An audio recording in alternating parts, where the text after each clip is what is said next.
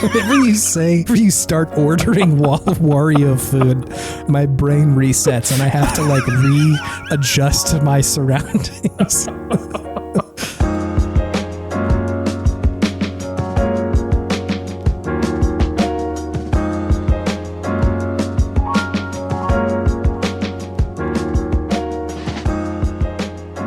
I, of course, over the weekend saw Kung Fu Panda 4 with my wife. You did? I did see Kung Fu Panda 4. Wow, you went to theaters for Kung Fu Panda 4. She's a big fan, my wife, of Kung Fu Panda 4. Well, all of Kung Fu Pandas. Just of number 4 in particular. Yeah, just a big fan of 4. I gotta say, rowdy, rambunctious crowd at the Kung Fu Panda. Yeah, real rowdy bunch. I gotta know what the age spread was. It was a bizarre spread, I will say, because like there were no like 3 children in the whole movie theater. Yeah. And unfortunately for my bones, and like just I hate to be this guy, right? Like the podcaster who is old, you know? That's a pretty well represented group on the internet. Yes. On this podcast, Video Game Podtimism, the Optimists video game variety show where 2 best friends talk about the wonderful world. My name is Chase. My name is David. We're just talking about the wonderful world today. Sure, you know, that's just the wonderful world. That's the whole thing. All right. Not even of gaming. We're talking about Kung Fu Panda 4 right now, so that's great. Yeah, true. It's perfect. The whole thing. But to my old point, I think it was a lot of people who probably saw Kung Fu Panda 1 as like a true, honest child. And now that they're like adults, they're like, hey, let's go see this in theaters as like a throwback almost, you know? Sure. Because like Kung Fu Panda 1, that was a 2008 film. It's old. Yeah. That's old, you know? Like, what, 16 years ago? We were in high school. Yeah, so like even if they were like 5, you know, that's like someone in their 20s at this point. So yes, it was a lot of people like that. But a rowdy bunch, and like some of it, I will say, fun. One person showed up in a Kung Fu Panda suit, like a blow up panda suit, which was like very good, incredible. He thanked everyone for coming to his movie. Which is very funny. Just beforehand? Just like before the movie started. Very good. Like I love a bit, and that's a good one. I think you're you know, using it well.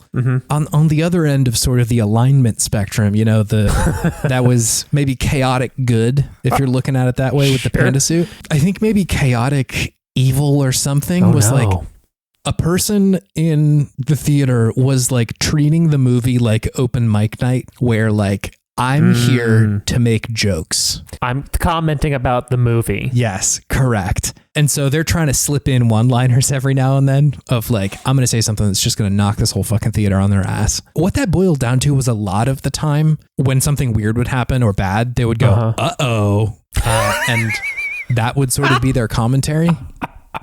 And like, well, you didn't get to see their facial expression where they looked aghast and their eyes were looking around back and forth real quick. Yeah, eyebrows maybe going. that would have really done it. Really would have sold the look. They're a very physical comedian. Yeah. Yeah.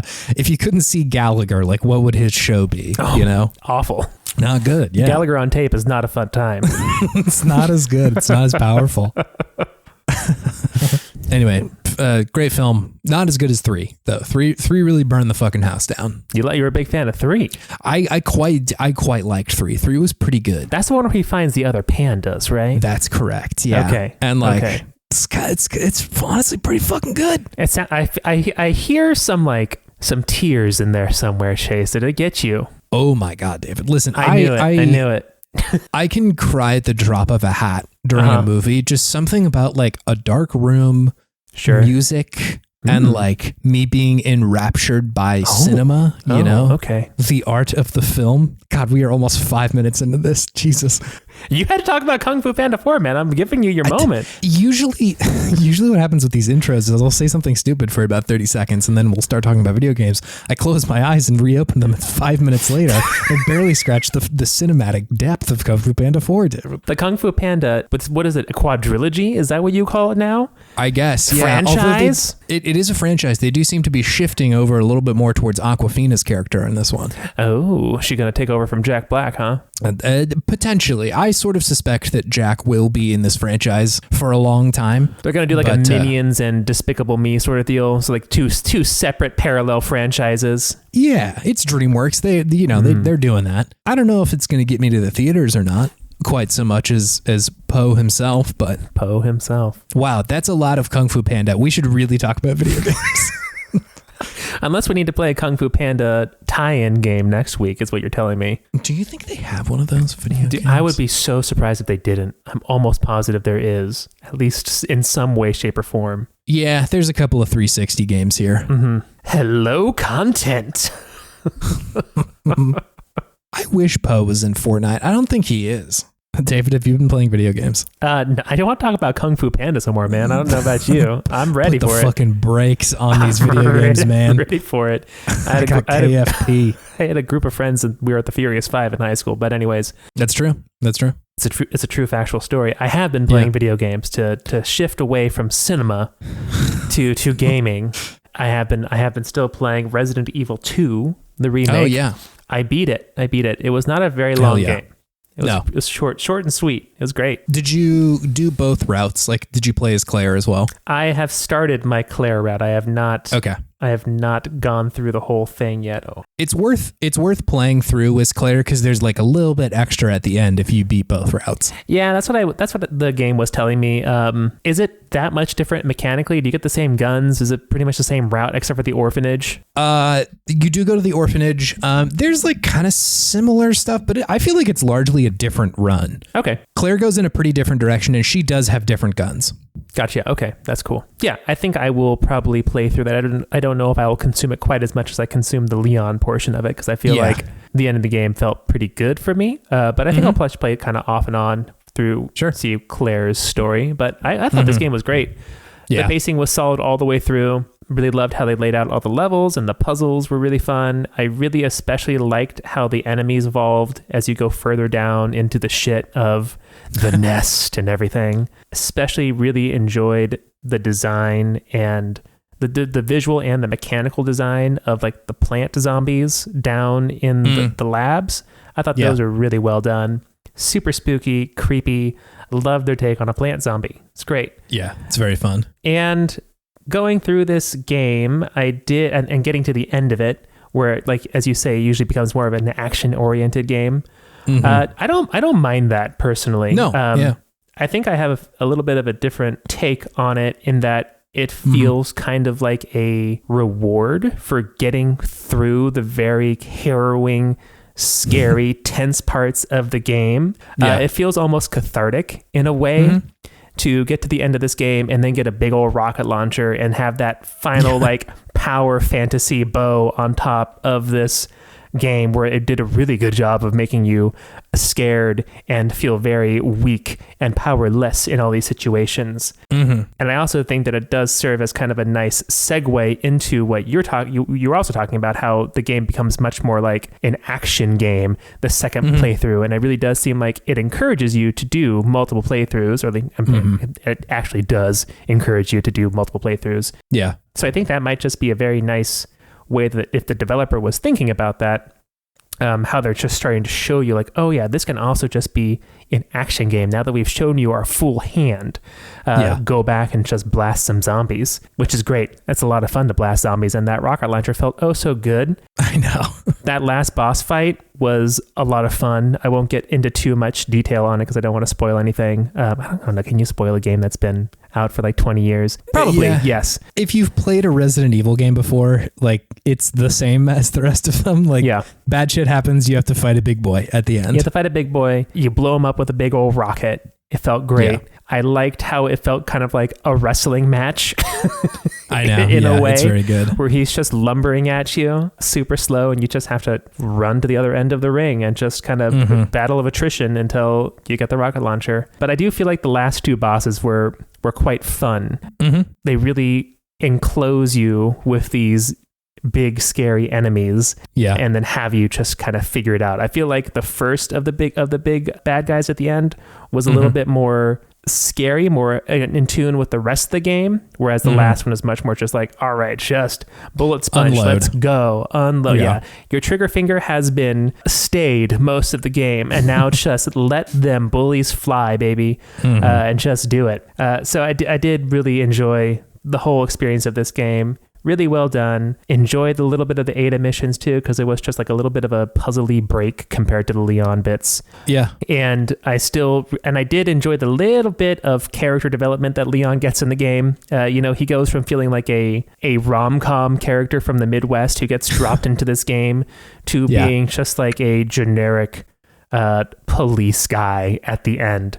So it's some development there, not a whole lot. He's an interesting character. It's hard to put my thumb on why I enjoy him, but I think it is just because he feels like he's so out of place with what's going on that it just endears you to him. And like I said before, it just takes so much of the pressure off of in these situations that should be terrifying. So I'm curious to see how that changes with Claire being the main character. If she's going for a more, I don't know, serious tone. Because I think I don't think she does, to be honest. Gotcha. I think it is still kind of like most of her response is like, what the fuck is going on here? Like, why are any of these things happening? Yeah. I think where it really shines is that it feels like a B horror movie. Yeah, totally. Yeah. Really great. Lots of fun. Ada's a wonderful character. She's so mysterious. It's very good. And I'm curious to see what happens with Claire's playthrough. So yeah, really enjoyed that one. I think Ada especially is good in this one. I like her in 4, but it's like a lot more like her character in the original version of 4 was pretty not set in stone, but like they adhered to that vision of her a lot closer. Yeah. Whereas like there was just simply less dialogue in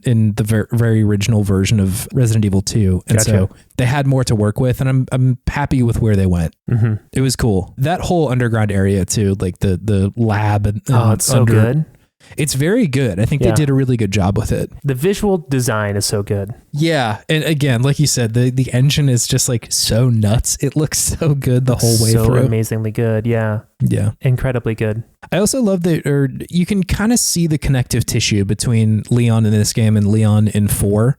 Like if you do end up playing that one, like Leon in 4 is like very much disillusioned, he's not the same guy as he is here. Ada broke his heart and his trust.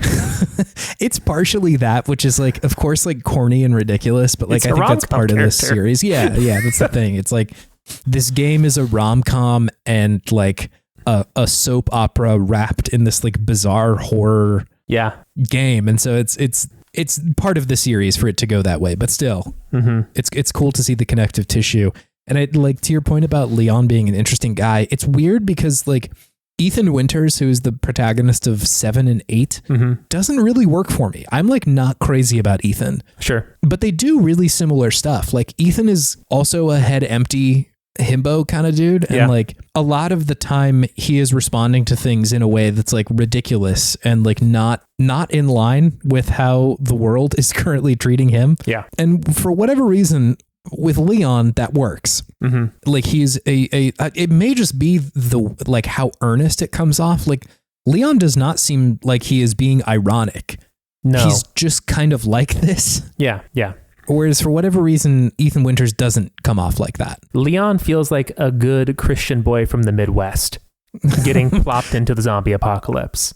Yeah, a little bit. He's like, he seems nice in some ways, whereas like Ethan is like not that guy. He's kind of like mean and like talks a lot of shit to the bad guys. Leon would never.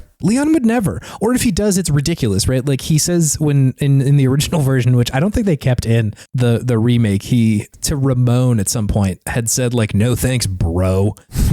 When he's like telling him I don't want to like become a zombie or something like that. Yeah. Which is like just a hilarious way to talk shit to someone, Absolutely. Yeah. And I think it's just how his lines are delivered. I don't know if it's intentional by the developers or the voice actor to make them feel so out of tone for what's going on, but it really hits in a very specific way. And it's made even more noticeable because some of these voice acting performances are like legitimately good. I know. Like, they're very good. Like the father who you meet after you get out of the Raccoon Police Department.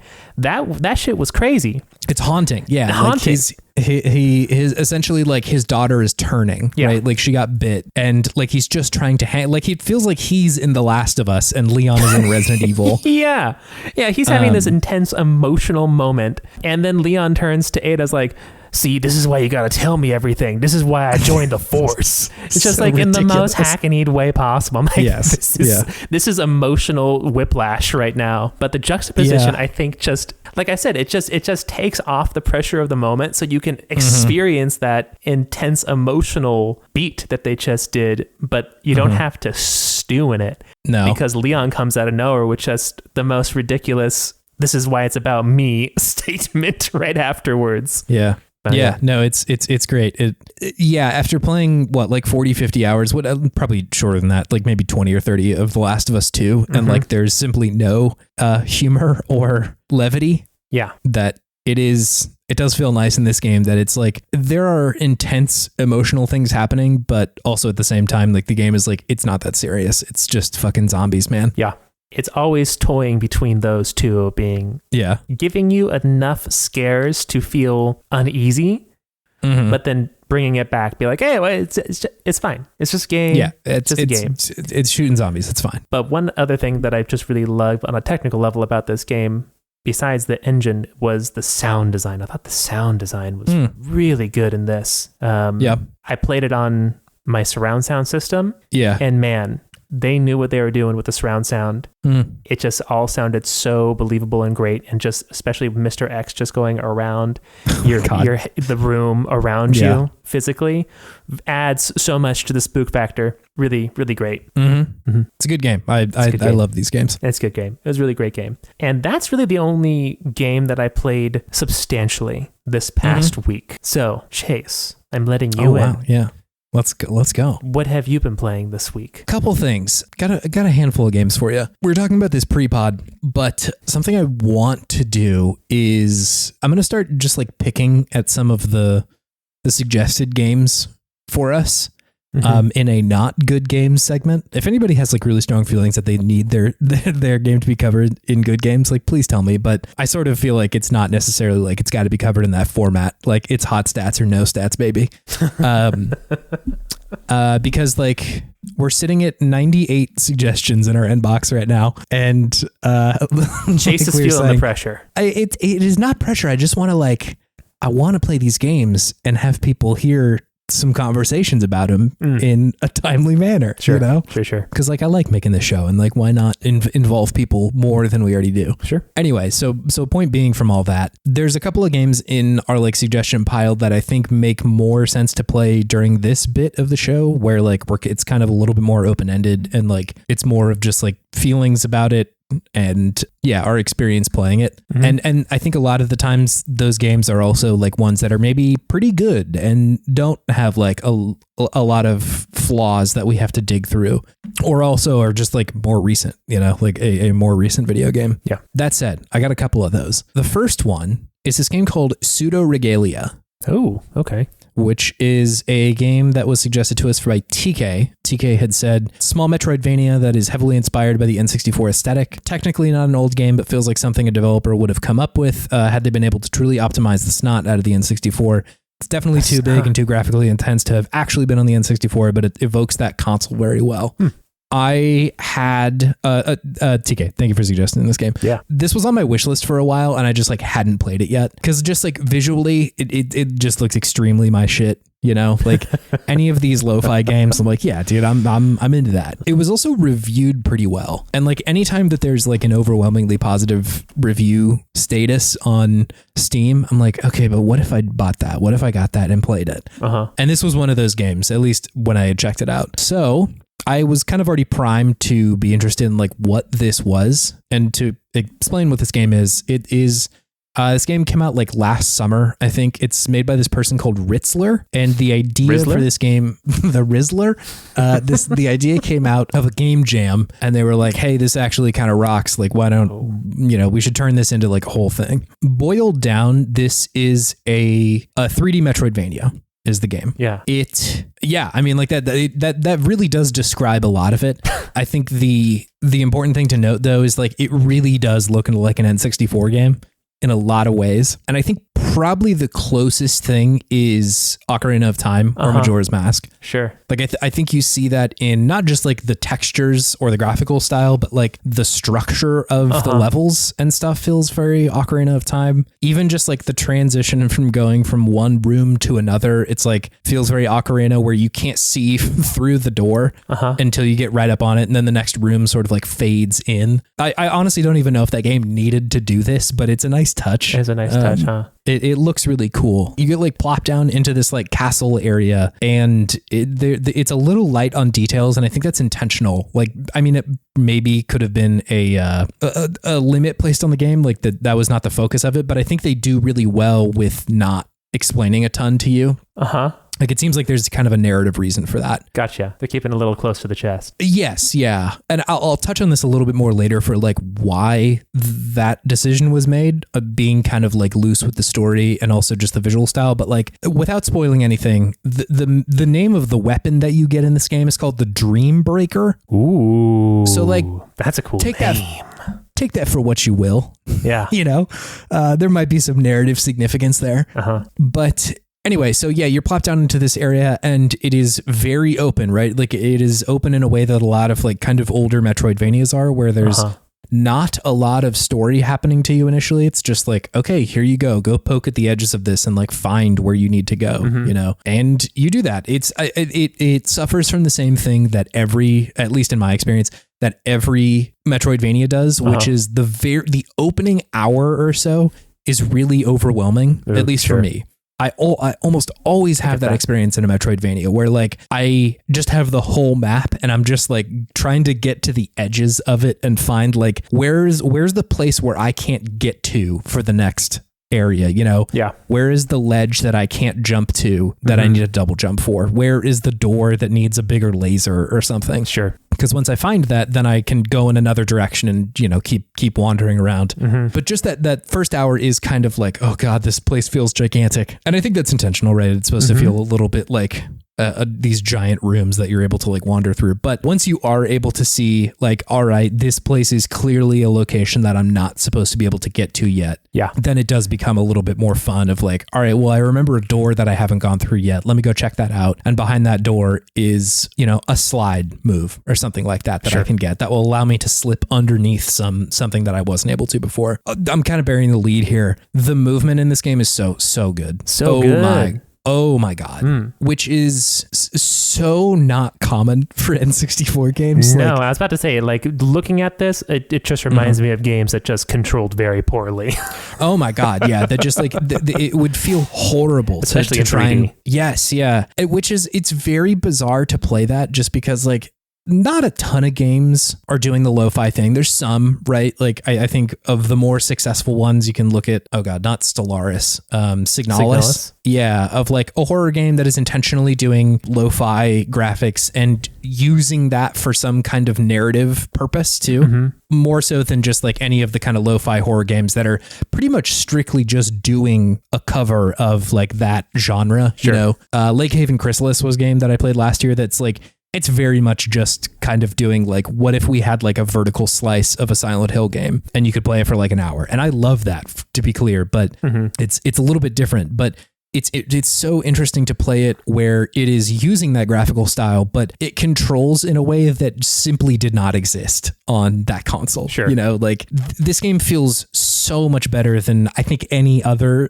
N64 game, you know, like when I'm thinking about like the best of those games, like Mario 64, maybe one of them. And even that pales in comparison to pretty much every other Mario game that came after it. You know, it was good because at the time, like nobody had really nailed that feeling yet. And so it felt good to be able to like play it. But like, God, you know, this game clearly has played every other 3D game since then. Yeah. And is taking in a lot of that. And I think for a lot of Metroidvanias, the feeling of movement is really important. Like Hollow Knight and Super Metroid and those kind of games, like it feels good to just move around the world. Yes. That's like a really important part of the game. And Pseudoregalia is like really punching that up. And again, impressive because it's in 3D. It shouldn't feel good. Yeah. But like it gives you plenty of control of the camera. That's very easy to work with. you can just like zip around the world at such high speeds. Is it just like the speed of the character? Are there a lot of like rolls and slides and air dashes and double jumps and just like all like you have verticality and horizontal speed that really makes it feel good? Yeah. It's like the sliding you can get going really fast. The verticality of it is really good. It doesn't have necessarily a double jump, at least to the part in the game that I got. I didn't beat it. But like the thing that they did give you was this like kind of wall kick that you could use.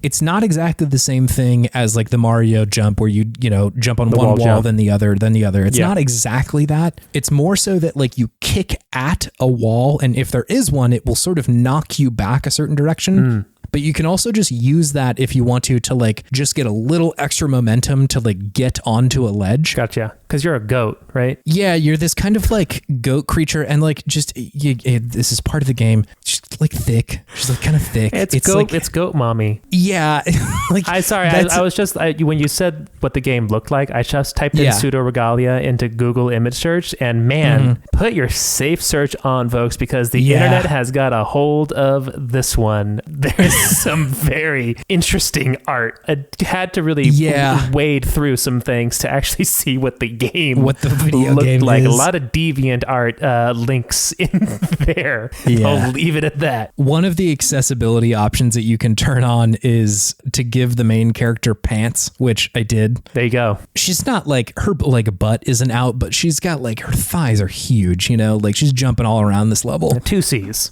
Yeah. So like, that is a very significant part of the game, but like not narratively. So if that's like not your jam, it's fine. Like if you've played Nier Automata, you've seen worse as far as like character designs go. Yeah.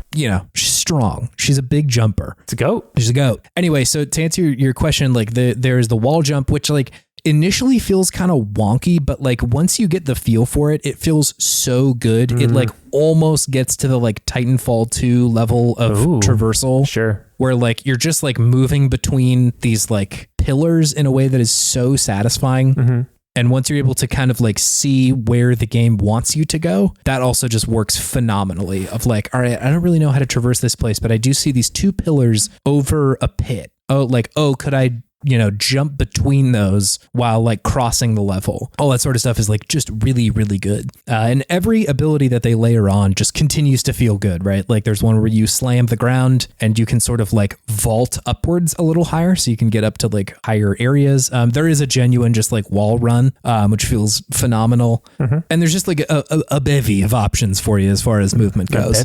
It's really, really good. I think like if you are not interested in like the visual style, even if you weren't like, an N64 head, like it just feels good to play. So like that part of it is worth it alone. But to touch on like the narrative aspect of it, Dreambreaker being the weapon here, and like if you've ever played Link's Awakening, then you might have a sort of inkling on that game too about like what's going on here. Sure. It doesn't really make that a secret, but I really like that they are using the N64 visual style as narratively important in a way. Sure. Something that we talk about a lot is the kind of grotesque nature of PS1 games and like PS1 horror, that it is like just as scary to represent Harry Mason in Silent Hill 1 as this like blocky creature, because it's like out of whack with how anyone truly looks in real life. And so it's like it's kind of frightening to see him represented this way, or like even a body or something like that is like, oh God, like that's not what humans look like. And so there is kind of a horror. Yeah, there's a horror to just looking at something that is not quite the uncanny valley. It's not really real, but it looks kind of shitty enough that like the metaphor of a human is like kind of scary. And so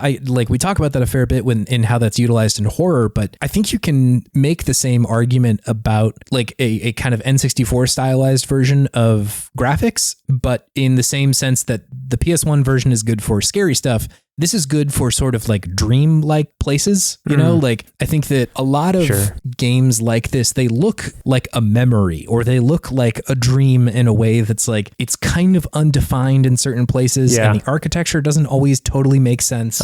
But especially with games like this, where it's like bright for the most part and like not necessarily a frightening place, it lends a lot of weight to the visual styling. Sure. the visual metaphor that you're being fed, which is amazing. I think that's like such a cool way to do this in a way that's not just like, hey, we're an indie developer and this is the kind of game we can make. It's like, no, we do want to like hit on the fact that this doesn't look like a super modern game, right? And so if you can use that as an advantage, why not? But also like they've done it so smartly here. It's such a good usage of the visual language. Talked about this a little bit with Anodyne 2 back when I played that, and it melted my brain out of my ears. That like that game was also engaging in a deconstruction of like visual metaphor in video games of like, what do these things even really mean if you like look at them and don't make the logical jump of like what something looks like isn't necessarily maybe what that is. Like, what is it trying to represent here? Sure. Which I know is like real heady shit, but like it's kind of a similar wavelength of like, it is asking you to engage just a little bit more of like, don't just assume that this is like the best we can do, or that you should read into it as like, this is real life, right? Like in Ocarina of Time, it's like, you are kind of supposed to assume that like, this is a metaphor for what's actually going on. Whereas in Pseudoregalia, it's like, maybe this isn't how the character sees the world normally. And like, what does that mean, right? What's the implication of that? And so all of that's just like very, very cool. I think that the thematic tying there is really neat in just a way that I don't see very often. Yeah. I think it is a graphical style that is oftentimes engaged with mostly in the indie space.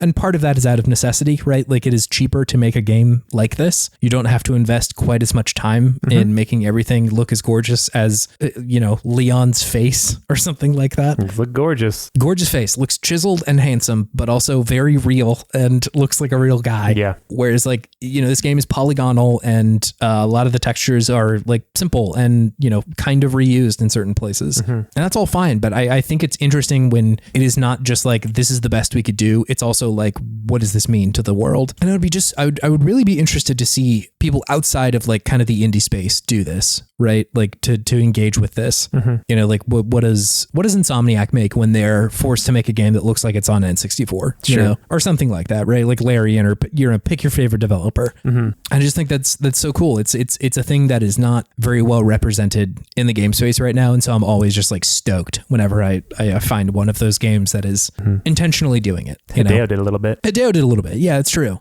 Nier does it a little bit. Nier also does a little bit. That's true. But not like the whole, they don't make it like the whole thing about the game. And I think it is well utilized when it's kind of used as spice. Like if it's not going to be your whole deal, then like use it sparingly, right? Like you don't want to like really muddy the metaphor or muddy like the message of what you're trying to say by engaging with a game that doesn't look like the rest of it or look like games that are coming out now. Because there are going to be people who see that and just be like, game looks like shit, dude. Like, okay, yeah. It's not for them. And also, it's not for them. And also, why, Anyway, I really, really like this game. I think it's phenomenal. There's like some combat in it that's like fine. That's like definitely not the purpose of the game. Sure. It is much more about traversal and just like platforming challenges. It feels like a game that kind of like existed during the era, right? Because it is a platformer and you just don't see a lot of platformers in the same way that you do or did back then. But it, again, just feels like a totally modern 2024 video game in the way that it feels and controls. And like, there's just something surreal about that, It's really neat. It's like, what was the name of that like black and white movie that came out a couple of years ago? The Artist is the movie I'm thinking of. Okay. Because it's like it came out in 2011, right? And it's this like very modern movie that is filmed in like black and white and without very much sound and shit like that. And so to see like what choices are made under that context is really interesting. I haven't seen that movie probably since it came out, so I have no idea if it holds up, but like the concept is similar there of like, what if we tried to make this game or make a movie that kind of looked like a very different era in a ton of ways, in like very dramatic ways, not in like the Stranger Things. It's like kind of a throwback to like a different era, but just like literally the process of making the movie or the game is different at this point. Like the Holdovers. So, like, did you see the Holdovers recently? I didn't, but I'm informed enough to know like what's going on in that one too. Right? It feels like they made it in the 70s. It feels like a movie from the 70s. So yeah, like not just set there, but made there too, which is cool. Exactly. And so it's cool to see this game hitting on a similar note of like, what stuff are they keeping and what stuff are they omitting or anything like that. total banger. Pseudoregalia, really good game. I may have more thoughts about it as I like actually beat it because I don't think it's that long. But yeah, that's where I'm at right now. A very good game. Thank you, TK, for suggesting it, which forced me to get it off my wish list and actually play this fucking thing. There you go. Good video game. The other thing that I've been playing is this game/mod called Enderal Forgotten Stories. David, is this Elder Scrolls mod? This is a Skyrim mod. Skyrim mod. Do you know about this game? I've a bit, for some reason, the name sounds very familiar to me, but I have no idea what the context or like what actually happens with this mod is. Yeah, I had not heard of this at all. Just simply missed it. Yeah. This game was suggested to us by Cameron. Thank you, Cameron. It's at Enderal is maybe my favorite RPG of all time and also happens to be a Skyrim mod. I have a huge appreciation for total conversion modding, and Enderal is the top 3 example of what it can do. P.S. The first hour is just okay. With interesting storytelling, try to hold on judgment until you're in the main city arc. Absolutely critical information there. Because like I was also like, this is cool and interesting, but I don't know if I'm like fully in. But like if you get to the main city, it's like, okay, I see what's going on here. It's really good. Gotcha. So what is this video game? I hadn't heard of this before, but it is, as Cameron had suggested, it's a total conversion of Skyrim, which I hadn't exactly known what that meant, but it's essentially using the lowest level parts of Skyrim as like a base, and then almost everything else is totally fresh. Cool. Just kind of like visually it looks similar. Like the rendering engine is the same. Yeah. And there's a stamina meter in the bottom right hand corner and a health in the middle and a magic on the left. But like so much other shit is totally different. Essentially the way that you like even play this game is that if you own Skyrim like on PC, this game is free and you can just like play it. It's sort of shocking that it is free at all. But yeah, you just like download it if you have Skyrim and then you can play this whole fucking thing. Dang. It's nuts. Like truly wild to see the amount of work that has gone into this and to just be like, yeah, it's free. You can just play it. They do it for fun. Yeah, I guess so. I don't exactly know like what the motivation was. If it was like, hey, we're making other games, so come check those out too, or what. But it's pretty wild just to see the sheer amount of work that has gone into this. Anyway, so the game plays out in, of course, a different place and a different story, right? The whole thing is totally different. The context is different. The races are different. You start and you're playing as this like character who's apparently trying to like smuggle themselves into this land, Enderal. They're trying to like escape from some kind of persecution of just like, hey, the lands over there are harsh and shitty and we should leave. And you get found out on the boat and the captain kills your compatriot and you get pushed into the ocean. Kind of Baldur's Gatey in the sense that you wake up like, how did I survive that? And then you get a little magical awakening. Some stuff happens and suddenly you're like, whoa, what's going on? It's interesting. Like I think I was very in on the first couple of cutscenes because it felt like, wow, there's a lot of lore that they have built in here. It feels like there is a fully realized world out there. And I will say like it slowed a little bit on the first like mission or two because it's fairly linear, like which is just totally in contrast to Skyrim, right? Like you get that first half an hour of Skyrim where it is pretty linear, but like other stuff, pretty much once you get out of Helgen, it's like, yeah, you should go to Whiterun, but like the whole world is available. You could do anything else. Yeah. Yes, yeah. Whereas this feels a little bit closer to the approach that Baldur's Gate has, where it's like, once you crash land off the Nautiloid, it's like you probably should go to that first town with all the tieflings and the druids and shit. Like, it would really help to get there. Yeah. And yeah, so that's sort of the setup for it. The skill system is totally different. It's not the kind of like stars in the sky leveling system that Skyrim has. It's kind of similar in the sense that like you meditate and go to this other place and like there is a skill tree that you invest in there. But it's like a very different approach, all things considered. Like the skills are different and like the things that you're able to invest in are not just like heavy armor or whatever. You do have a heavy armor skill, but like the perks and stuff are different than the base video game. There have been a couple of like pretty substantial changes to the base game that I think makes you sort of feel the opinion of the creator about like how this game should be played, right? And they're like simple stuff, right? Like the one of the bigger changes, but it is like totally unassuming on first glance, is that you don't regenerate health in the same way that you do in Skyrim. Like if you like once you're out of combat, your health doesn't regenerate. That's not a thing that happens.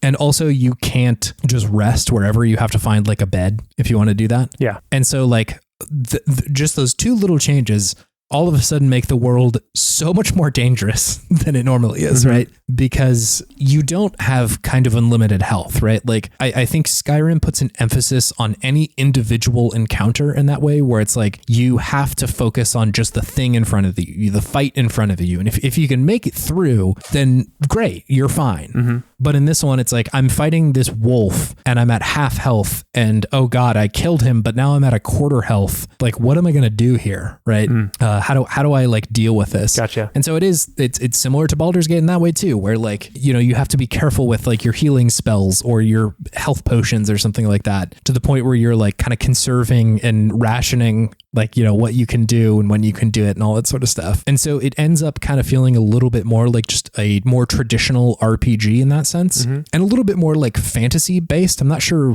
why the health thing specifically does that. There's other reasons for, you know, it feeling more fantasy, but the health thing does add to it. On the more traditional RPG sense of it, the game changed how you get experience. In base Skyrim, right? It's if you use a skill, then you will get points for that skill, and eventually you will level up, quote unquote, which will allow you access to, you know, a health increase or a magic increase or a stamina increase. Sure. This one does not do that. Instead, you get experience for like more traditional stuff, like beating an enemy or completing a quest or something like that. It will give you a set amount of experience, and then once you hit the experience cap, you level up, right? Much more traditional video game leveling. But even just that, again, makes the game dramatically different than how you play Skyrim, because it is much more focused on finishing a quest or just fighting enough enemies, you know? I think Skyrim is oftentimes asking you to explore the game through the skills and like maybe try something different, right? Like try to lockpick more or try to, you know, wear a different set of armor so you can get more skills or whatever. I think this game is asking you to kind of do the opposite of like, you do need to be kind of choosy with what you're doing and to focus on how you actually want to play the game. I don't think either of those approaches are good or bad inherently. They're just different, right? There's trade-offs there. And so it's interesting how dramatically different the game feels just on that basis alone, of like a couple of tweaks to how the game actually works. And suddenly it's like, wow, this is a totally different thing. So that's all very cool. I think in general, this game has more friction than Skyrim does. And I don't think that's a bad thing. That's just like a statement. Like friction is what gives achievement meaning in video games, right? Like the kind of the harder something is, the better it feels when you have accomplished it, right? And I think what Dark Souls shows is that if it feels fair and hard, that it suddenly feels amazing once you're done, because you're like, I did this, I did the quest and I finished it. And so a lot of balance is trying to figure out like, where can I apply friction that makes this game feel good? I think an example in the opposite direction is just how often your tools can break in Animal Crossing. It's like, what are we getting from my tools breaking? Yeah. You know, like, how is that helping me? Is this doing anything for the game experience? Yeah, it feels like a layer of friction that like if that didn't happen, the game would still feel significant once you've like built a cool part of town, because there's a million other layers of friction on it. And so like, you know, all that being said, I think the leveling system, there isn't fast travel in this game, which, you know, that's a choice for sure. Not in a bad way. I think it comes with trade-offs, right? That like you are much more endeared and familiar with the world because you can't fast travel all the time. Like roads become something that you are much more familiar with, of like, where do I actually go, or how do I get to a certain place? You're much closer to the landscape in the way that like you can be with Breath of the Wild, right? Where it's like, I know exactly where I am because I've been here a bunch of times, but also at the same time, it takes a long fucking time to get from one place to another, you know? Yeah. And so that's an interesting choice for sure. And I think it goes a long way to just make the world feel a little bit more dangerous than Skyrim does. I think Skyrim is trying to communicate fantasy and a sort of like, not power fantasy, but like you were supposed to kind of feel like the fucking Dovahkiin, you know, like a god among men. Yeah. Whereas this one, I think you're supposed to feel a little bit more vulnerable than that. Like, and once you were able to kind of defend yourself, it's like, wow, this is significant. It's cool that I'm able to like traverse this world in any way. Speaking of the world, it's so shocking that they are able to build this place. Like, I think if I'm comparing, like, you know, what does feel like this was maybe built by the Bethesda and what does not, you know, the world feels totally like it is something Bethesda would have built.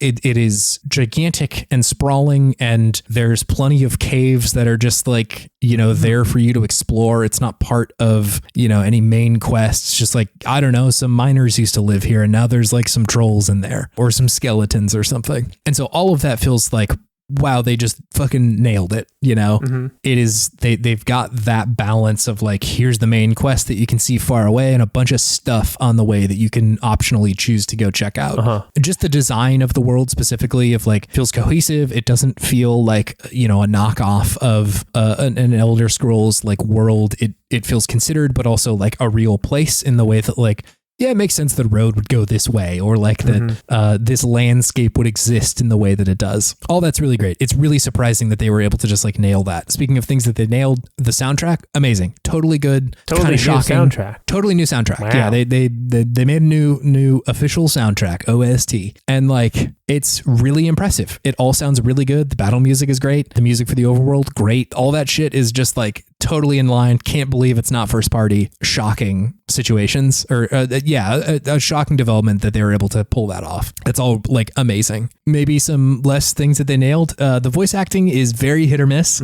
Sometimes it's like, wow, that dude was giving it his all, right? Like that is in a good way. That sounds in a good way, okay. Right? Like that is a convincing performance. Like it just a very good voice acting session.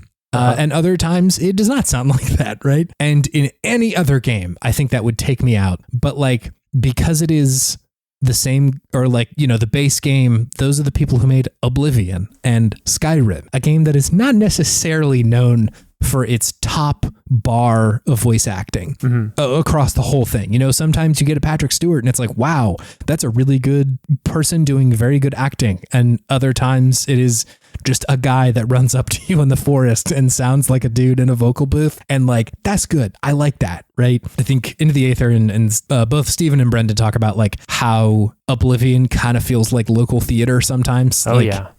And that helps, that's a cool thing about the video game. And I totally agree that like its edges that are not sanded off are sometimes the good part of the game, that it feels amazing. And so the kind of janky voice acting in this one is additive for me, that like sometimes I'm like, wow, that does not sound convincing, but also like it's Skyrim, baby. Like that's it. That's the good stuff. Doesn't take you out of it. No, it just reminds me that I am playing an Elder Scrolls game, or at least a mod of one. And that's fine. I like that too. That's all very cool. Oh, and like just kind of side note too, it's the biomes are really cool. Like I didn't realize how often in Skyrim it's just like, it's cold, man. It looks cold. Like it's kind of nice to go back to just like a forest, like in Oblivion, right? Like I think there's a lot of moments in Oblivion that are just like beautiful. It looks nice here. It looks cool. Even the place that you come out of right after you get out of prison in Oblivion, it's really nice. It looks amazing. And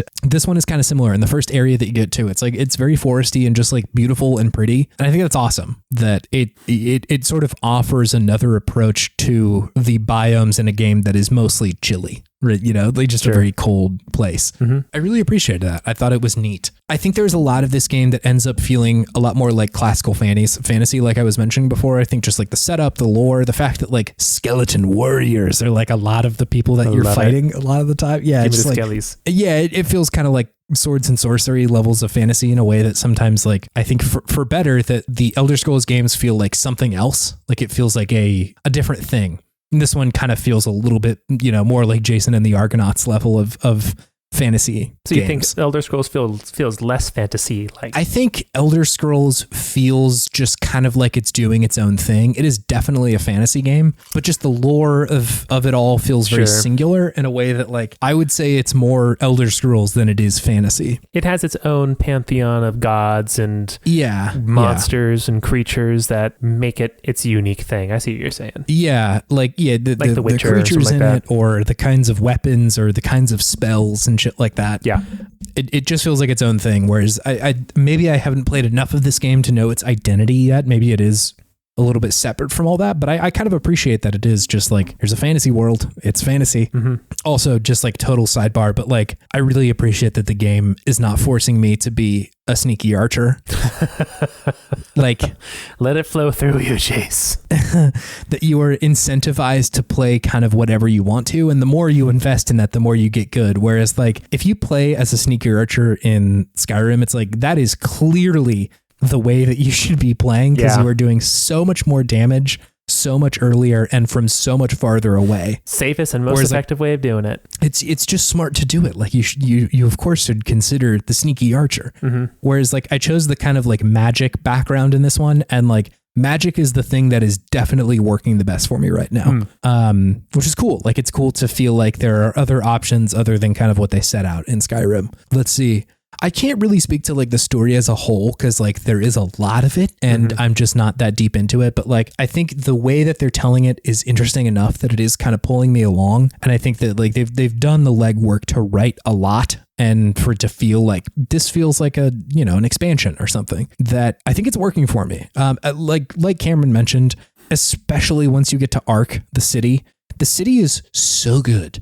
Like, I feel like in most other Bethesda games, you can see the gears turning in the city a little bit. Like in the Xbox, you can see that like there is one person who does armor. There is one person that sells you bow stuff. There is like one inn or something like that. Whereas like, the city in this one feels like fucking Baldur's Gate. It's just like gigantic. It is huge. There's so much shit to do. There's multiple inns. There's like a ton of people wandering around. And so it feels much more like, hey, this is a living, breathing place rather than a place for me to sell my Nirn root or whatever.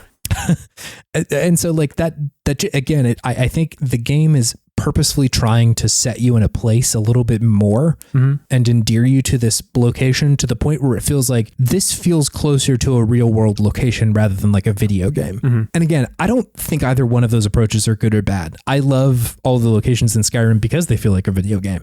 There is an advantage to that it feels video gamey. All of those places are still very beautiful and incredible, but like that is a part about it. And so but on the other hand, this feels like, hey, this might be what a real city would look like in this world. Sure. It feels much more in line with the cities that I have seen in real life. And so I think all of that really works. I think a lot of a person's enjoyment about this game is going to come down to how tied are you to the base mechanics of Skyrim? Are you open to those things being changed a little bit? And like, is it the world that you're endeared to? Because there are things that are similar, right? Like again, the voice acting, that's like, that feels honest and real. Yeah. And like, I love that. That feels like straight out of Bethesda's book, but other things feel closer to like a survival game or a Dark Souls in the way that it is really difficult and each encounter really matters. So yeah, I think like your mileage is going to vary depending on a lot of that stuff. I don't think it's like just a clear cut, if you like Skyrim, you'll love this. Cause like, even though it is based on it, and like when you swing a sword, that feels like Skyrim, the animation is the same. Like you will definitely recognize it. There's a lot of other stuff in there that is taking much bigger chances on like how to structure the world. But if you're into that stuff, there's a really good game here. This is like genuinely very good. I'm shocked that it is free. I'm surprised that I haven't heard about it yet. It's just sort of like out there existing. Yeah, I think that's a lot of what it is. Sounds awesome. Also, it's really cool. Yeah, like again, for free 99, if you already own Skyrim, it's worth a look to see if any of that is free 99. Free 99. Nice. If any of that is appealing to you, it's worth a look because it could be, like Cameron said, one of his favorite RPGs of all time. And like, sure, that makes sense. That doesn't seem like a stretch, right? If the stuff that's going on in this game is working for you, it will probably really work for you. Yeah. How many people made this game? How big was this team? It wasn't a big team. From what I understand, it was like maybe 20-ish people. Dang. I might be wrong about the specific number, but it's not gigantic, which again, is just like, how? And also, why? Like, yeah. You should be getting paid for this. This is like a lot of work, and not that I'm so capitalist brained that you need money for it, but like you should be compensated for your time. This is hard work, and they're putting a lot into it. I guess my question for you, Chase, with your development background is how much time is saved by having the base of Skyrim to build this on top of? Definitely some, right? Like I think that is, it saves you the kind of like malaise of like, I don't even know what this needs to feel like, you know? Sure. Which can at least least personally, that is a really hard thing for me to nail down when like building this stuff is like in Pseudoregalia, right? Like it's kind of miraculous that the game feels as good as it does. And that's a testament to like engine building and stuff. Yeah. And like, you know, you could program physics and being able to put in objects to a field or whatever, but if it doesn't feel good, then that's not going to get very far. And not that like, you know, there are better first person action games, or are there actually? There are better action games than Skyrim as far as like how it physically feels, but it does feel pretty good. It does feel good. And like the base of the game is there. And so like, I think for a really weird mod that's just changing one thing, that's going to save you a lot of time. But in a game like this, where it's like everything is different, you're still going to be working a lot on this game. There's still like a mountain of work that you will need to do here. Sure. I think the other like really notable Skyrim mod was the Forgotten City. And of course that game like got its own just, you know, standalone game. Yeah, you were big on that one. I was, yeah. And like, I think if you're comparing these two, which like, you know, they're different games, so it's not a total necessity, but just thinking about Skyrim mods and their differences, I think the Forgotten City is focused on really different stuff than what Skyrim is. It's very much more focused on like dialogue, exploration. It's a puzzle game, really. It's a puzzle game, right? And you're sort of looping over and over again, so it's kind of encouraging a certain amount of like just character exploration and world exploration in a small place, where I think that Enderal is like, what if we did Skyrim but like more of it? What if we like turned the volume up and down on certain parts of the game rather than like, let's do something totally different? Because when you're out there wandering in the woods, like, yeah, man, that's Skyrim. It feels very much like Skyrim. And so I think if you are somebody who the Forgotten City didn't work for because it's not close enough to Skyrim, like this might work better. But if you were in Forgotten City, like, oh, thank God I don't have to swing a sword, then like, you know, this is definitely still based around a lot of similar stuff to Skyrim, you know? So how much of this is like Lies of P to you? Weirdly, man, none of it. None of it has triggered the Lies of P comparison in my head, which is so bizarre. Because it's built on the same system, you know. Sorry, I had to needle. Just one. Just what you. That is enough explanation for me. I just was wondering if it triggered that at all for you. I think because it is a mod, my brain is like, well, of course it's going to feel like Skyrim. It already called itself a mod. Yeah. Okay. I get that. That makes sense. And so I think if they had built this game from the ground up, and I was swinging a sword and I'm like, yo, that is the Skyrim animation. Yeah. Like, then suddenly I would feel a little bit weirder about it. But because it's a mod, it's like my brain doesn't trigger into the same space. Got it. Also, I'm just like convinced that every mod or ROM hack has to include some kind of weed in it. Oh, like, okay. Sure. This game has weed in it. Do they just call it weed? Do they call it something fun like in... I think it's peace weed is what it is. Peace weed. I liked pipe weed in Tolkien. Yeah, pipe weed's good in Lord of the Rings. But even like Pokemon Unbound, the first gym is like a weed gym. Like, is it like, really? Yeah, there are a lot of fumes in here and it's hard to see. And like the main gym leader is like very much a stoner guy. This isn't your mom and dad's Pokemon. No, we got weed in this one.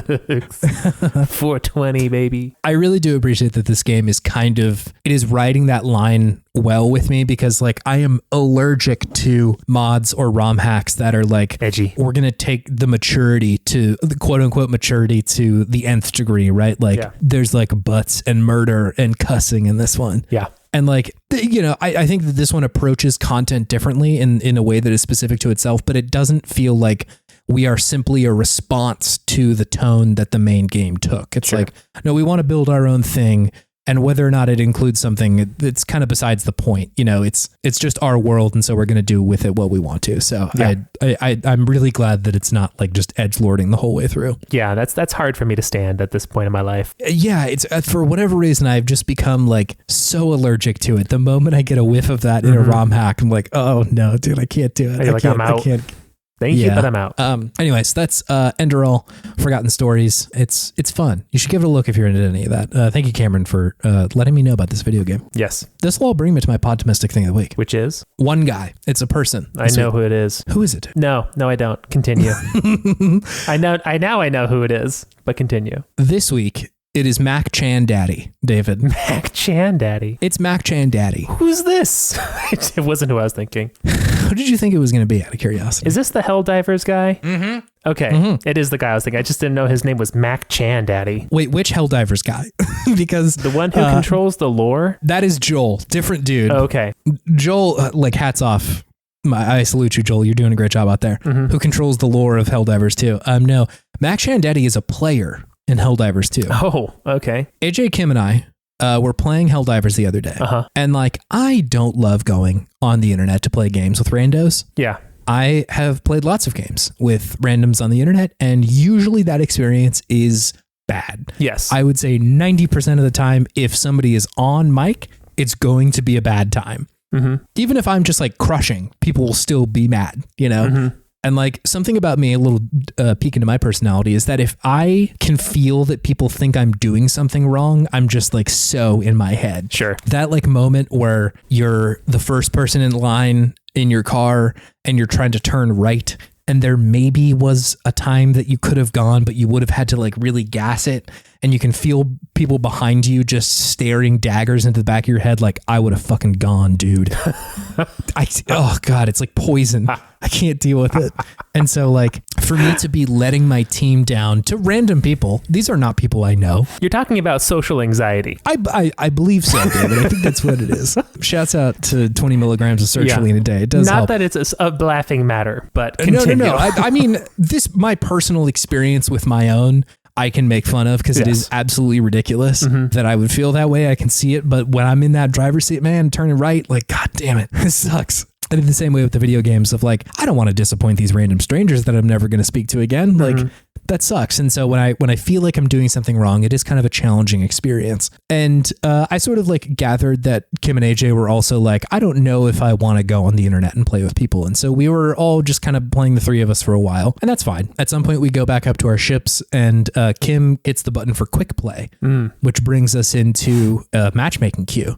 We're all oh God, we're about to play with a rando. Yeah, it's happening. And into our party comes Mac Chan Daddy. And good name.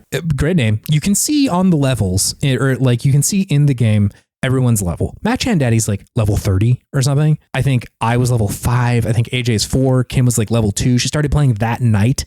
It is clear that there is probably going to be a skill gap. Yes. Immediately, Mac Chan Daddy comes over the comms and is hey guys, I got some great gear for everybody. I'm going to pull down a couple of drops that's going to make this really awesome and really cool for everyone. Just heads up. Yeah, it's going to be great. We drop down. He's talking in the chat and he's hey, is it taking kind of a long time to everybody get into queue, get in the game? And I'm typing because I don't want to be on the fucking mic. Yeah. I'm yeah, it's taking a little bit. He's okay, no worries. It's all good. Anyway, we drop. AJ disconnects. Because their computer's just not having it. And I'm oh God, we're just in here. God, I hope this doesn't break bad. Mac Chan Daddy to the rescue again. He immediately starts calling down much better equipment than we have access to. A thing called a guard dog, which is something that you equip and it kind of just shoots for you. It's a little helper that will help you shoot. Kim's equipping these. I realize that Kim can't hear this dude at all. And so it's just me and this dude in this chat. Are you actually chatting with him now? I'm not on voice. At no point did I let my real human voice out because I didn't really know what the button was to push. And when I hit the button and it said, it showed that I was talking, I spoke into the mic and nothing really came out. And so I don't know, maybe I'm just not equipped for it. And so every now and then I would just type into chat when something was imperative to know. David, when I tell you that this man single-handedly healed years of gamer trauma, I am not overstating this experience. He really sounded like he was the team dad. He was the team dad. Solid dad too. It was such a crazy experience. He pulled out this thing. God, I don't even remember the name of it. It's a cannon, and he said I'm grabbing this cannon. Someone pick it up, and I'll backpack for you. And I was I don't really know what that means, but essentially in Helldivers, there's this weapon where you have a cannon, and someone has to reload it for you. And so it requires 2 players. And what Mac Chan Daddy had offered was you have the fun. other people. I'm going to be the one holding the ammo for you. Oh, dang. And I was like, okay, that sounds cool. We do that, and we roll up to one of these bases, and he's so encouraging the whole way through. Just keep pedaling, bro. Just keep going, buddy. He kept saying, give him hell, brother, and kept laughing and like having a good time. And whenever I would hit something, he'd be like, dude, absolutely such a good hit just now. Wow, that was good aim. Not only that, he was like encouraging us to lead the charge. He's like, hey, after you guys, I want to see how you're doing it. And then whenever we would get into a really fucked up situation, would totally bail us out and fix the problem. And then be like, okay, really good stuff. And then like the next time, again, just hold back. Like, you guys go ahead. I want to see how you do it. At some point, he was like, hey, we have to blow up this refinery. You know, you can throw grenades in these like holes if you want to do it. Have you guys ever done that before? And I typed like, oh yeah, I've done that part. And he's like, oh, I'm sorry. I didn't mean to talk down to you like that. And I was like, Mac-chan Daddy, that's the nicest thing anyone has ever said to me. You would never talk down to me. I would never experience that emotion while you're speaking to me. I was like, no, like you're fine. Like it's really good. Thank you. Anyway, we probably played this for like 20 minutes and he is nothing but encouraging the whole time. He never takes center stage. He never has the fun part of the game, right? Like I am the one shooting the big fucking cannon during this game. Sure. And he's just back there like, fuck yeah, dude, give him hell, brother. Incredible. Is this Hulk Hogan? I don't know what his deal was. Like, it's so bananas. Anyway, yeah, we like get all the shit. At some point, he like pulls us over to this area that he's like, oh, I don't think you guys have probably seen this yet. Check it out. And like he goes over to this area and we both put our hands on like a console and there's a bunch of cool shit inside this little bunker. And he's like, loot's all yours. I don't need it. And then lets me and Kim just raid this like chest area for a bunch of cool shit. He's like, all right, I'm heading on to the next thing. You guys like deal with this for a second. We get off the ship and he's just like, amazing job. You guys did really good. I'm so proud of both of you. Like, it's great stuff. Here's your orange slices. Exactly. Yeah. Like he was my handler for a little while. He was my dad. Yeah. And like best player on the internet. I'm ready to crown my king. Wow. And it's Mac-chan Daddy. What a guy. What a guy. I like a truly shocking experience, David. Cause like, again, I got in this lobby. It's just Kim and I, and I'm like, oh man, I hope this guy isn't like just terrible. You know, like, God, it would really suck. And we just happened to run into the one dude who's playing solo and is also like the most encouraging and optimistic person I've literally ever played a video game with. Dang. The real spirit of Podtimism incarnate. Dude, yeah, maybe that was the spring spirit of Podtimism. We sprung forward this weekend. We did. Which like best day of the year for me. I'm so happy to give up an hour of sleep so that the sun stays up until 7 and vitamin D can it's a little flow pagan again. Ritual we all do every year. Yeah, it's real great. We sacrifice an hour to the time gods. But yeah, maybe that was the spring spirit of Podtimism that got on chat. That's wild. That's awesome. I feel like there are more cool homies like that when a game first becomes popular, though. Sometimes, so there's a higher likelihood of before the player base becomes too toxic. That's my cynical take. Unfortunately, it's partially true, right? There's just more people playing it. There's a lot of folks out there, yeah. And it's not just the hardcore people. Like, again, I played 2,000 hours of Dota. It's all just fucking curmudgeons in there who are like, you don't know how to play Dota now. Like, even if it's their first game, they're like, fucking idiot noob. I can't believe you wouldn't know exactly what to do. Whereas Mac-chan Daddy's over here, like, you have the fun. I'll be back here. He's a person who plays a healer in most multiplayer games. Is that even an option in Helldivers 2? You can play like someone who supplies very often, and it seems like that's what he was doing because he was calling down all these like reinforcements that would help the team. But like he was doing more than a mechanical healing. This was a spiritual sort of support role that he was playing. The Church of Mac-chan Daddy. Dude, I'm about to start it. Yeah. Anyway, Mac-chan Daddy, if you're listening, thank you. You really made our night. Big shout out. Healed me spiritually. It was a bit of a longer Podtimistic thing, but that was a beautiful story. I loved the good word. I loved it. Yeah. David, do you have something fueling your sense of Podtimism? I do. This is going to be a little bit of a tonal shift. Sure, yeah. It's more of a reminiscence for a couple things this week. Yeah. So Rooster Teeth, pour one out. They got hit by the big layoffs going on. man, Red versus Blue was a huge part of my childhood growing up. So just remembering them, taking this time to remember like what they have given me in the past, I thought was really nice. I wish it wasn't in this context of them being shuttered. And sorry to hear that for all the people who got laid off, which is a real bummer now. Real bummer. But man, that was Red versus Blue was a special moment in gaming history when that happened. So sad to see them go. Also very sad to see Akira Toriyama go. Oh my God, dude. Oh my goodness gracious. I was not ready to read that headline. Me neither. Dude was still pretty young as far as... I know, 68's not old enough to be old. Like, oh yeah, he's old. Yeah. Like, no, not really. No, like you're older, but you're really not old at that point. No. So, yeah, I mean, I know he's more known for his anime and manga contributions to the world, but man, the dude designed the slime from Dragon Quest. I know. That is total banger. Up there with some of the best design that you've ever seen in your life. Like it's like the smiley face of video game characters. It's just so simple and so pure and so good, and has had so many pieces of merchandise put on.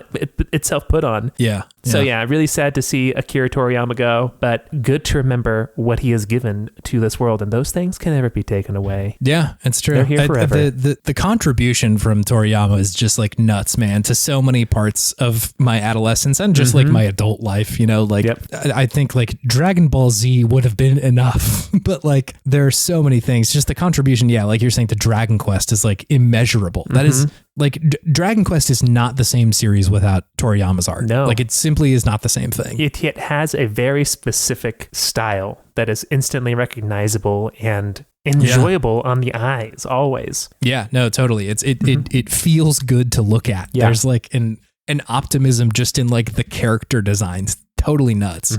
There was another game we had played for the podcast that he did the art for. Tobal number 2 or Tobal number 1 or whatever that was. That's it. Yeah. That was a Toriyama gig. Yeah, it's nuts, man. Such a huge influence on just like my life and the things that I like. It's wild. It definitely like punched me in the gut of like, oh wow, I was not expecting that loss quite as much, you know? Yeah, it definitely made me feel like, ooh, yeah, I am aging too, aren't I? A little bit. It's of course not something that you should do, but like I think you do take certain people for granted, you know, of like, oh, I'll be around for a little bit, you know, like. Listen, I am in love with the work of Hayao Miyazaki, but like my man is 83, you know, like that's going to be a huge, difficult loss. But at this point, I would be like, well, yeah, he's 83 and smokes a lot, you know, like, sure. He probably beat the odds at this point. Yes. And so like, but for Toriyama to go, I was like, oh, wow. Yeah, I was not expecting that one at all. Yeah, that was a close to the heart, the heart. For sure. Yeah. But God, those, again, just I've seen this sentiment online from a lot of people of like, oh, holy shit, this is actually really significant. All this stuff was like super duper significant to me. And I totally agree. Like Dragon Ball Z, all that shit was like who I was for a couple of years. Yeah, central to my sense of self for quite a while there. And just the influence on video games in general. Like games industry wouldn't be the same without him. Without DBZ games, yeah. DBZ games, Dragon Quest, anything, Tobal number 2, of course. Yeah. Shouts out Rooster Teeth, and shouts out not Hayao. Shouts out Miyazaki too, but he didn't die. Yeah, he won an Oscar. Won another Oscar. Sure it did. Yeah. Shouts out Boy and the Heron, good as hell. Really good movie. David, do you want to move on to our main thing? Let's do it. All right, cool.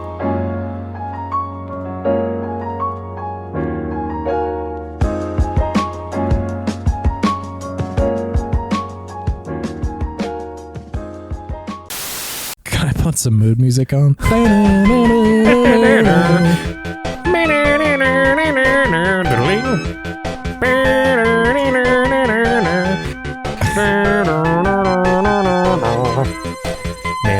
Welcome to Good Games. It's a segment where we talk about the okayest games of yesteryear and gush all the things that we love about them. Got a suggestion from a listener.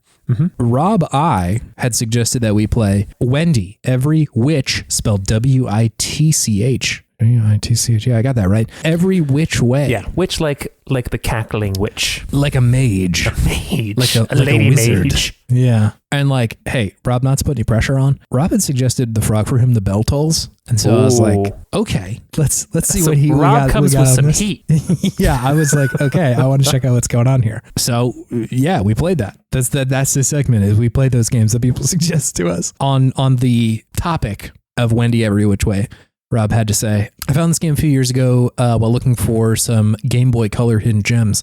I'm a big fan of the crisp look of Game Boy games, especially on modern handhelds, and I'm always looking for the ones I missed out on when I was younger. I love tight controls and simple core mechanics and how the combat and platforming can require a bit of puzzle solving. It's a very short game. I finished it in a little under an hour, which is a pro for me these days. I do think it ends as it was hitting its stride, but I had a great time with it and think it's one I'll play through a few more times as the years come. Rob, thank you for your suggestion and also for your words on this game. Thank you. Incredibly appropriate, and I also feel very similarly. Yeah. Had you heard of this game, David? I had never heard of this game. Is this based on an existing IP, like a show or something? It's based on Casper. It's based on Casper. Yeah. Wow. Yeah, Family Ghost. Okay. Yeah. I don't know if it's like a specific run of Casper or not, but like Wendy from Casper is where this comes from. Gotcha. Okay. But I also had not heard of this at all. I think it was just kind of like also late in the Game Boy Color's life cycle. Sure. I was like almost entirely moved on to Game Boy Advance, and to the point where like this game comes with extra levels if you play it on the Game Boy Advance. Oh, really? Which is very bizarre. Yeah, if you plug it into that console, it's like, hey, we got more for you. That's cool. It is kind of neat. I like that. Before we get too far though, can I hit you with some hot stats about this game, David? Please. Hot stats.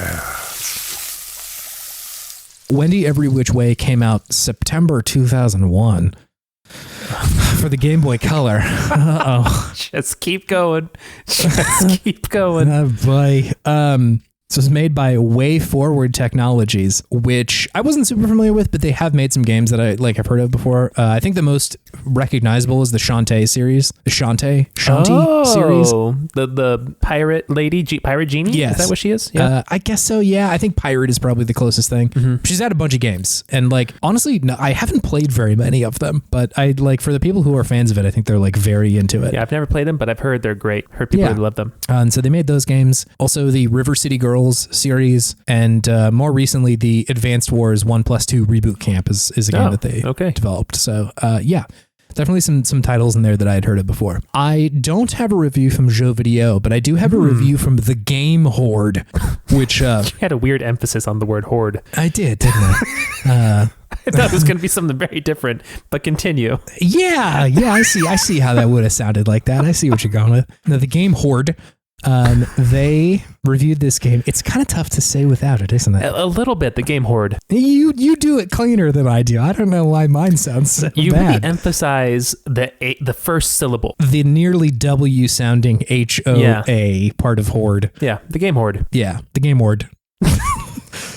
They reviewed this game. I took their review, ran it to Google Translate a number of times to one language into the other to mangle it up real good and get sort of an artist's interpretation of what was going on with this review, which I will now read for you, David. Please. Wendy Path of Magic is not a boring platforms, as the event are short and little fun. Gravity grounds more coordination than jumping, and health and strength together give a good boost. Useful for simple saves and occasional headshots. The flying levels are challenging, but not challenging, and the action is more fun than the actual skill, but the enemies have certain patterns that will cause you pain. I don't have the space or the brains to use this technology. My grip on this world is nearly lost, but it's a little inconvenient, so I feel like I'm not wasting my time. And they said they gave that one a 57 out of 100. Whoa. It sounds like someone had a moment of lucidity and was calling out for help and then immediately went right back into their delusion. Yeah, screaming from the ghost in the machine to get them out of Google Translate. Save me. My grip on this world is nearly lost. The ghost in the machine of Google Translate recognizes your IP address, Chase, and how you abuse it. It's like, please, no more. Please, you must save me from this cage. I yearn to translate in the real world. Oh, man. That's like a sci-fi Podtimistic spooky story there. Yeah, the ghost in the Google Translate machine. I didn't ever think about writing a fucking spooky story about Google Translate. Sailing for the Straits of Esperanto. Oh my God. Yeah. Okay. We got a couple in the tank as far as spooky stories go. David, could you tell me what Wendy Every Which Way is? Yeah. Wendy Every Which Way is a action platformer, I guess you call it. Platform shooter, I guess, is probably more apt in a way. Yeah. 2D platformer shooter on the Game Boy Color, starring Wendy from Casper the Friendly Ghost. I did not realize this, as she traverses several different witches' towers. Yeah. It's taking their gems, I'm guessing, of some sort. Seemed like it, yeah. And then flying on flying broomsticks between the towers to get to the next one. So each tower has different like color coding system and some different enemies and different soundtrack, but that's kind of the biggest difference between the different levels. But the big mechanic of the game is that you can walk on the ground with normal gravity, or you can flip to the ceiling and have reverse gravity, which is pretty cool and makes a lot of really fun and interesting ways that you can traverse through the levels, and just gives you that little bit of an extra brain itch throughout the game that keeps it interesting. And you also have a wand that shoots magic bullets, I guess. Yeah. Can be upgraded by getting the different stars throughout the level that are also your health. Which I think the unhinged review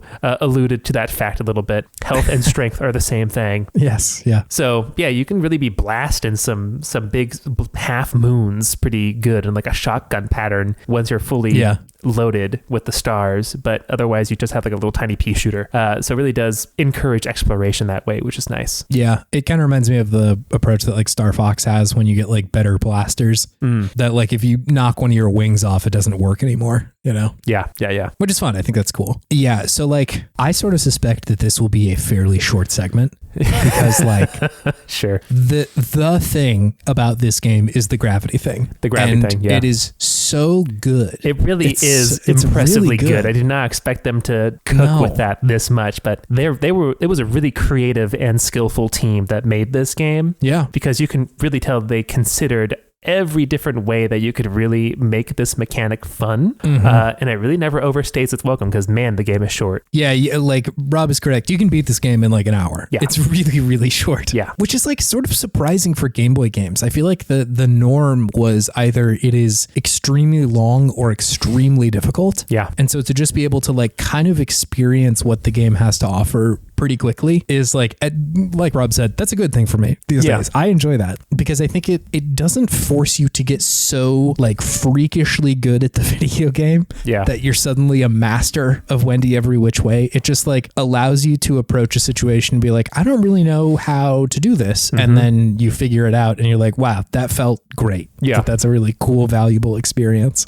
I think the part of the game where it like, I fully got the appeal of it was there was a section of the game pretty early on where there's like 3 platforms and there are these like designated little like I guess red and white striped platforms where it's showing you can jump through these, but you can only jump up. Like you can't do the thing where you press down and press A like in other games. It's not like in Smash Bros. No, you can't fall through the platform. Yeah. And I got to one of those and it's like you can see that there's an area to the right, but you have to be on the bottom part of the level to get there. I know this exact spot. This is really where they force you to learn this mechanic at this point. Yes. And so the thing that they're asking you to do is like you can't drop down and you can't go over it. So like what is your approach going to be here? And they reuse this a lot, but it's really satisfying every time in that you have to reverse the gravity to go onto the ceiling and then pretend that you're like platforming downward almost, like to like jump through the platforms like you would if it was right side up and then get to the bottom of the level, reverse gravity again so it's normal again, and then just run past it. So smart. That's really, really good. That like bit was what unlocked my brain to like, okay, yeah, no, this is great. This is like really, really amazing. It's like, okay, if this is how it's going to be, this is going to be a fun time. And it was. And they kept adding on to that throughout the game. Yeah, with like any other sort of platforming challenges or like, hey, there's spikes on the ceiling, but not on the ground or vice versa. And like, how does that square with like the place that I need to get to? Exactly. Like, how do I fix that problem? Yeah. The only way to get an enemy out of like a bush to make them killable is by changing gravity and hitting them when like they're running across to get into another bush, and you have to position yourself so they don't get to you before you can actually shoot them. Or an enemy is dropping a bomb and the bomb stays on the ground and they're still on the ceiling, so then you have to swap back the gravity because the bomb will go up with you and hit them. Yeah, it's really good. It's so good. It's sort of bizarre. It feels like this would be a level in a Mario level that they would use this mechanic once and then never ever again. Yeah. But they managed to make a whole game out of it, which is just like so cool to see them kind of iterate on these ideas. And like I agree with what Rob said about like I feel like you could make a much longer game out of this. And it's like right when I'm like, I love this, I'm doing it, like we're having a great time here. The game is also like, okay, but yeah, it's over now. But also at the same time, like I'm glad that they didn't just put more levels in it for funsies, you know, like that they found all of the like fun possible puzzles that they could make with this mechanic. And then we're like, all right, that's enough game. That's good. That's good. Yeah. Yeah. On to the next thing. That there's like restraint in that in a cool way. All killer, no filler. Yeah, like it's nothing but hits in this one. And it's bizarre because it like the game looks very unassuming. It doesn't look like it would be that kind of game. And again, like, you know, in comparison to like Secret Agent that we played last week, which was like super duper complicated. The game is like the depth of everything that you can encounter was part of the challenge of the video game. Yeah. This one is like almost the opposite of we're giving you like 2 things you can do, and then we're going to throw a bunch of different shit at you to figure out like, can you see how to interact with this thing via the gravity or the sort of like shot that you have. Yeah. Amazing. That's really good. Yeah. Again, in really stark contrast to almost every other game of this era, that like, I wouldn't say they didn't want you to play the game. In fact, I think it's kind of the opposite of like, they wanted you to just continually play the game. I think Wendy Every Which Way is like, if you play this for an hour, good. Like, that's it. That's all you need. That's all you need. I think it's like, again, it stands in such stark contrast to this era where they're like, they just want you to feel like you're getting your money's worth. Artificially lengthening the game some way. Yeah. And like, again, just in hindsight, that stuff doesn't really hold up. Like the ideology of trying to lengthen a game through either like just a lot of extra shit or making it overwhelmingly challenging. The overwhelmingly challenging one can be fun when it's a game that like is really mechanically dense and you can really dig in to be like, I'm good at this now, you know? But when it's not like that and it's just hard for hard's sake, I think in the cold, harsh modern daylight doesn't really hold up for me when I'm playing that kind of stuff. Absolutely. But with this one, it doesn't have that approach, which is so bizarre. It feels like an indie game that you could play on like itch in 2024. Sure, yeah. Or like, here's a $2 game on Steam. Here's Wendy Every Which Way. And I'd be like, wow, that's amazing and very good. Yeah, and the levels are short too. Yes. It has a setup like Mario where there's like worlds and levels, and each level there's like 4 levels in each world. About that, yeah. I think Run through at least that's like what I a couple minutes. They're not sprawling or expansive, but they're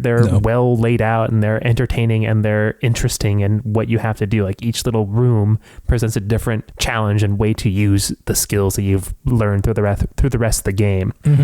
It's a lot of fun. It's it's just a fun, breezy little game. Yeah, in a way that feels different than fun, breezy little games of this era do. Yeah, absolutely. Kind of reminds me of like how relatively short WarioWare is on the GBA. Sure. Like you can also beat that game in about an hour, but I think WarioWare wants you to see all of it. It wants you to be able to play the whole thing and be like, what surprises does this game have around each corner? Wario wants you to see all of them? Wario wants you to embrace all of Wario.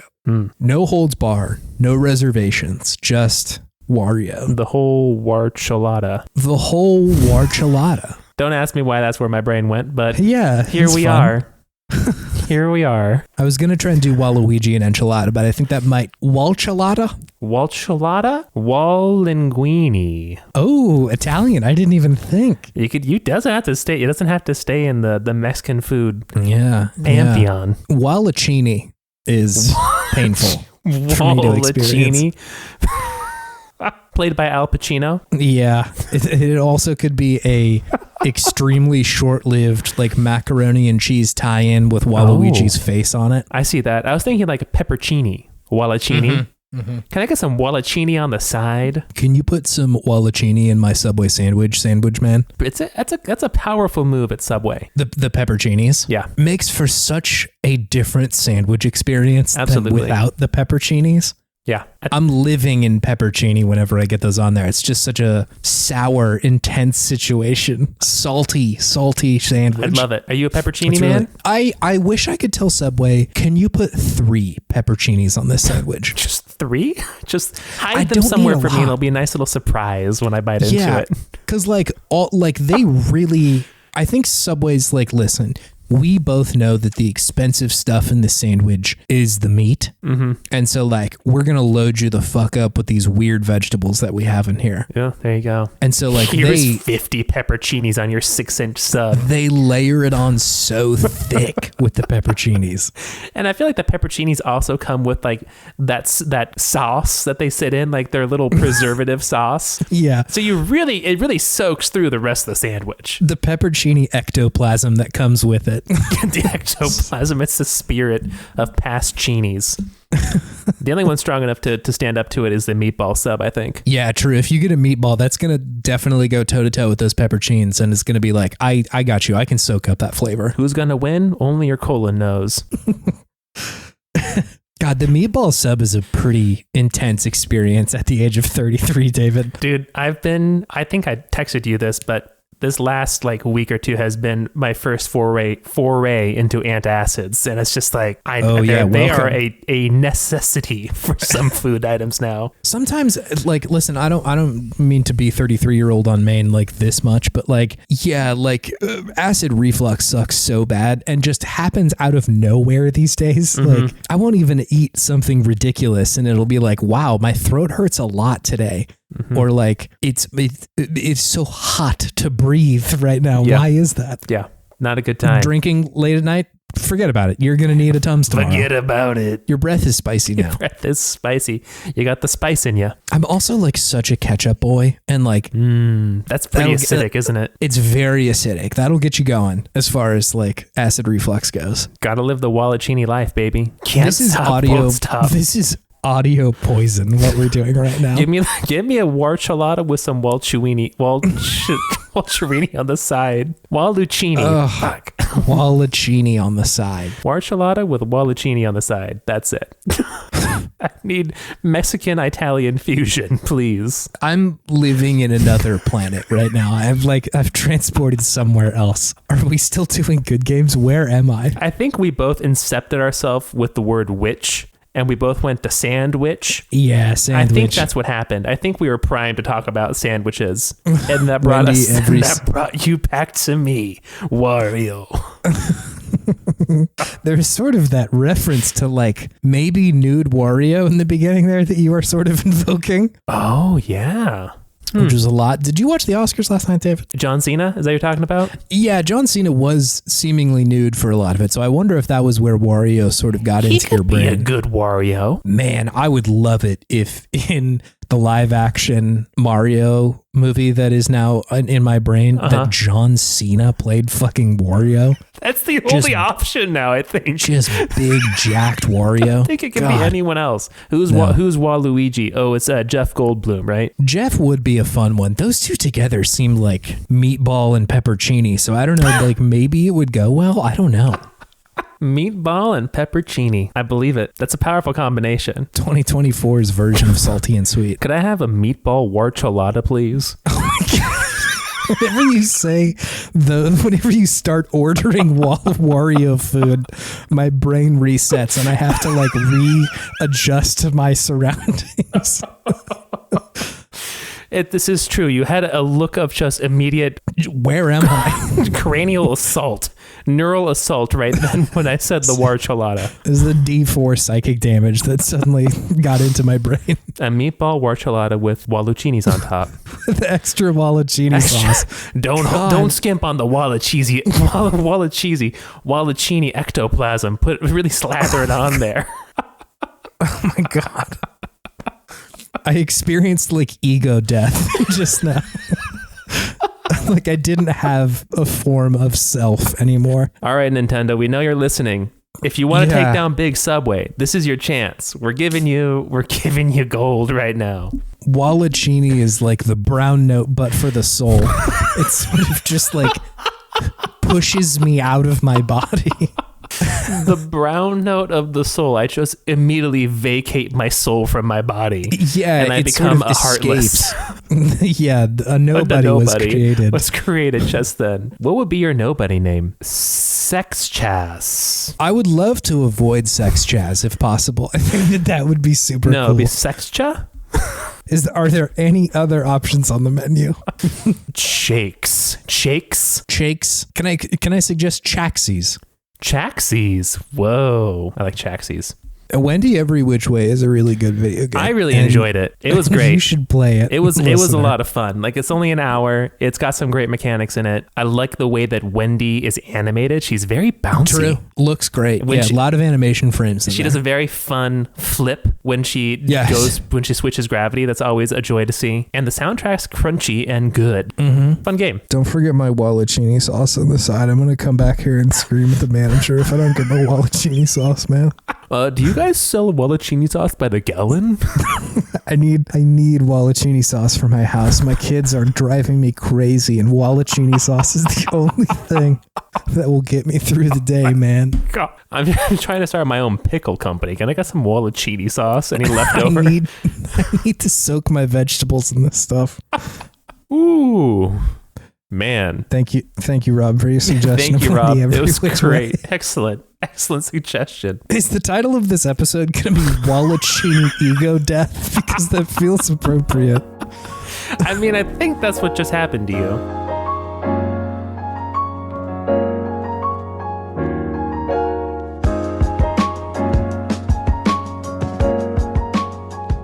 Hey, listener, if you want to interact with the pod, you can do that at podtimism.com. You can see what episodes we've done, what's on our menu, and you can suggest a game like Rob did. Thank you, Rob. And Cameron and TK. Yeah. Lots of listening suggestions this time. That's a 3-listener app. Yeah. Strong app. Strong app. If you want to help out the show, there's a couple things you can do. One of them is give me a lobotomy to the point where I can unhear Waloncini and go back to the point where just that one word, it's going to have to be a really specific part of my brain that you knock out. I can see you struggling with the outro right now as you try to fragment your soul back together inside of your body. I'm in the Kingdom Hearts chain of memories, trying to like the chamber that Naminé fixes Sora in. You are Naminé and Sora right now. It's a tough task. It's a lot of responsibility. You can, if you want to help the show, you can do one of two things. One is show it to a friend, because that's the easiest way to make the show grow. And it's, word of mouth is the only way that like actually works to make a podcast grow. I'm not going to pay for ads so that Joe Rogan's fans can come here and be like, dude, what the fuck is a video game? Dude, bro joking pod. Let's go. You can also review it on like Spotify or Apple Podcasts. I bet that there's another place to review podcasts, but those are the two that I know. You could just write a review and like email it to us if you want. Email it to Subway and say, my review of video game Podtimism is... I heard you're selling Waloncinis now. Do you guys have the limited edition Waloncini sauce? Oh. We've seen an influx of reviews on Spotify, so thank you for people doing that. It like genuinely does help. We can see an uptick in like folks checking it out. So thank you, Scout, for yes, thank you. The work on our podcast art. It rocks. Yeah, she's great. Her work is great, and I love the podcast art. Sometimes she does commissions, but those aren't open right now, so you're gonna have to wait. Okay, chill. We're also on a podcast network called The Worst Garbage. So thank you for The Worst Garbage for having us on the network. Thank you. There's a link to our Discord of that network on our website. So like if you want to come chat, that's the place to do it. It's a fun, rousing place. There are a lot of shows on there like Can't Let It Go, Into the Aether, Frog of the Week, and maybe something else soon. Who knows? So you can check all those out and talk in there. It's not just us. So come hang. Lastly, thank you, listener, for listening to this episode. I don't know what happened, but thank you for getting all the way here. Yeah, it was a bumpy road this time. It's a little turbulent. I've come to know my spirit and my soul a little bit more than I did yesterday. Yeah. So thank you for listening. We appreciate you greatly. David, I'm so scared to invoke this question. Yeah. I feel like it's going to be such a bumpy landing.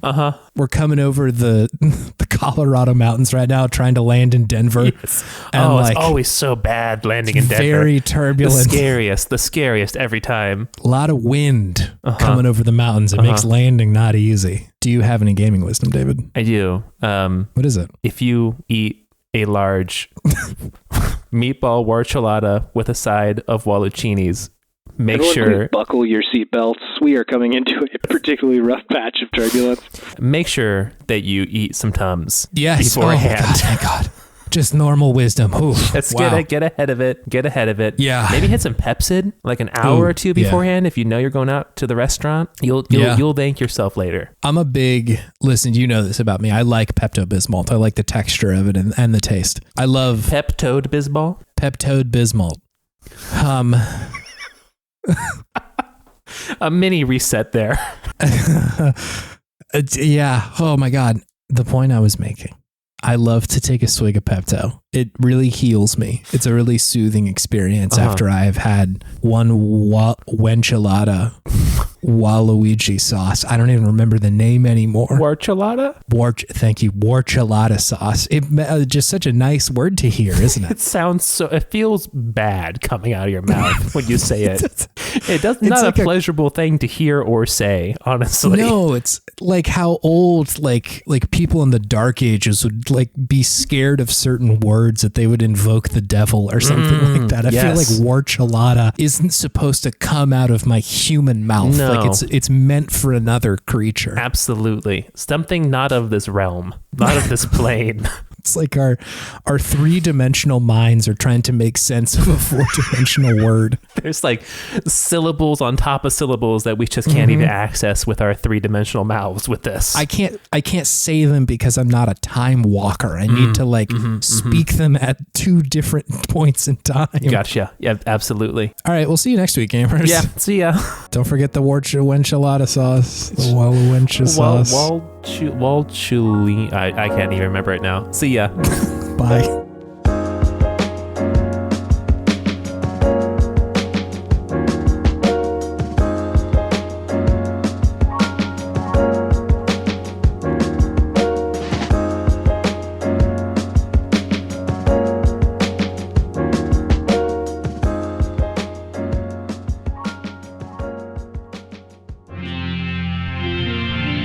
TWG, the worst garbage, online.